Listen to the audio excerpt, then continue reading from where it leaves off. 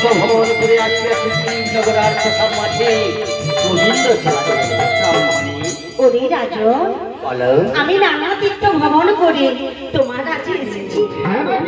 হ্যাঁ, তাহলে এই বৃদ্ধা ব্রাহ্মণী গয়া গঙ্গা গোবর্ধন প্রয়াগ মথুরা হরিদ্বার যমুনা কালিন্দী আসিয়াছে দিলীপ নগরাজ, আমাদের এই দিলীপ নগরাজ প্রাসাদে। উপহাস্য নয়, আসল কথাটা বলতে চাইছি। কিসের জন্য আসিয়াছে? তারে গোবিন্দ সেবা বলে কিছু ধন অর্থ চাইতে। মহারাজ পালক, আমাদের প্রাসাদে আপনার রাজ ভান্ডারে কোনো কিছুর অভাব নেই। আমি জানি না। হ্যাঁ, অন্তঃপুর থেকে আসতে হয়তো আমার বিলম্ব হবে, ততক্ষণ বৃদ্ধ ব্রাহ্মণকে রাজপ্রাসাদে যত্ন। বেশ মহারাজ, আপনি যান সেই অন্তঃপুরের রানীগণের কাছে, আর ততক্ষণে আমি আমি জানি মশাই, তাই তো তোমায় ডেকেছি। বসান বসান মন্ত্রী মশাই, আমি আসছি অন্তঃপুর থেকে তার গোবিন্দ সেবার। যান মহারাজ সেই রাজ অন্তঃপুরে। 7 জন রানী রয়েছে। রানীগণ, অবলা কমলা সরলা শ্যামলা রয়েছে অন্তঃপুরে বিমলা, কারো কোনো ছাড়া পাচ্ছি না। তাই তো এই রানীগণ রয়েছে অন্তঃপুর মাঝে। কি রানী বারে বারে ডাকছো কেন বলে?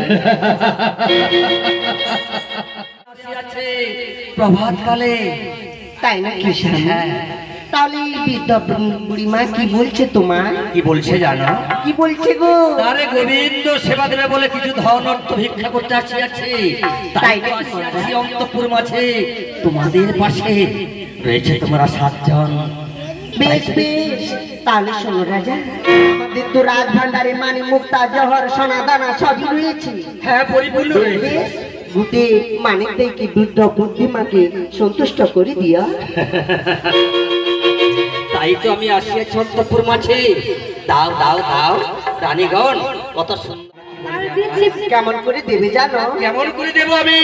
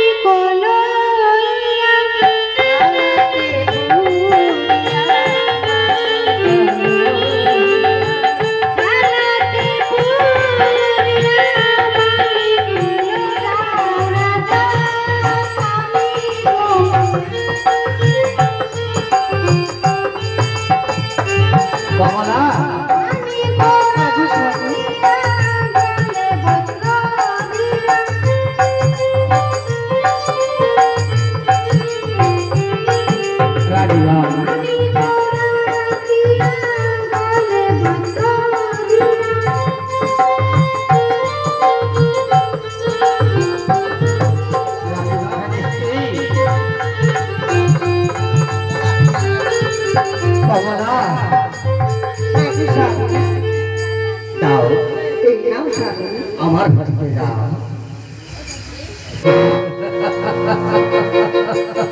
বাহ, অপূর্ব হয়েছে রানীগণ। আমি যাচ্ছি সেই বৃদ্ধ ব্রাহ্মণের পাশে, যাতে তোমাদের কেউ না বন্ধা বলতে পারে। প্রভাতকালে তোমাদের যেন আশীর্বাদ করে আনে। তাই যাও। হ্যাঁ, তোমরা অন্তঃপুরে থাকো। প্রভাতকালে আসিতে আমার হয়েছে বিলম্ব, কারণ আমার 7 জন রানীর অনুমতি নিয়ে তব পাশে আসিতে হয়েছে বিলম্ব। সরকারি গলিয়েছি জননী, অধম সন্তানকে করিও ক্ষমা। তাইতে বলি, ওগো মা, এই অধম সন্তানের আগে প্রণাম নাও মা।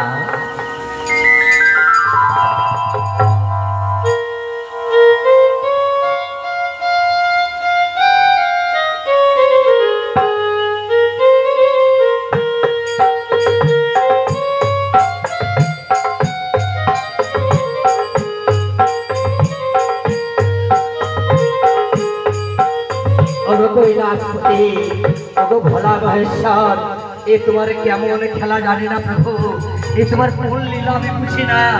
প্রভাত কালে